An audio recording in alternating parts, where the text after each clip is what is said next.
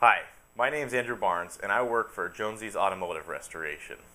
Today I'm going to talk to you about common brake fittings. It can get really confusing when you get into a brake project and you start coming across all the different fittings and you have no idea what they are. So we're going to go over a few of those. The first style of fitting I'm going to talk about is the most basic of them all, and that is a pipe thread. Pipe thread is usually pretty easily recognizable by its taper. Whenever you look at the threaded surface on a male thread, it will actually taper from large to small at the end. And the point of that is to help it seat in. So the item that it's going into, usually you'll see a long set of threads, or you'll just see the absence of any kind of seating surface. So when you screw it in, it'll only screw in so far and stop.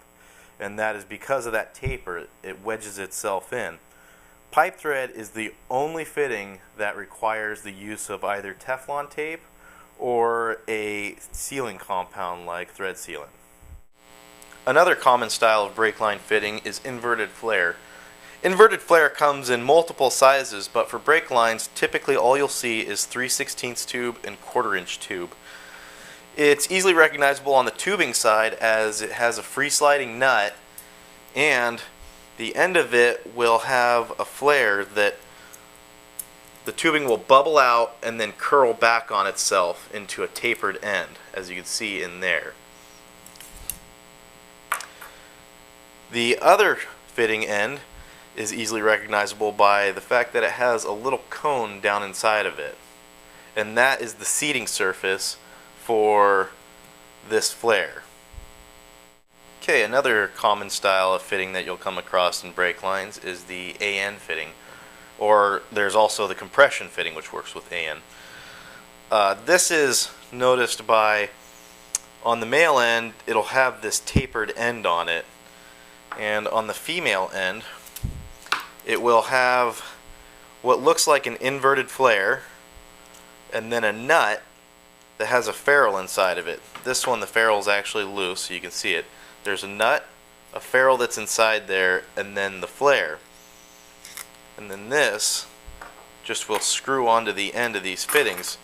This comes in multiple sizes also. They categorize them as -3, -4, -5, and those correspond to different sizes of tubing also, such as -3 corresponds to 3/16 line.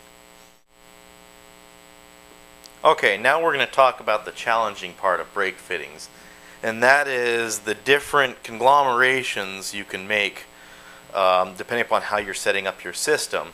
A good example of this is this residual pressure valve. This residual pressure valve has 1/8 pipe on one end, and on the other end it uses a 5/16 tubing inverted flare connection. So there's multiple ways to connect up to this. Let's start with the 1/8 pipe. The 1/8 pipe, you would get just an adapter such as this -3 AN to 1/8 pipe, where you would screw this in, and then you could use a brake hose or a line with a ferrule and a nut.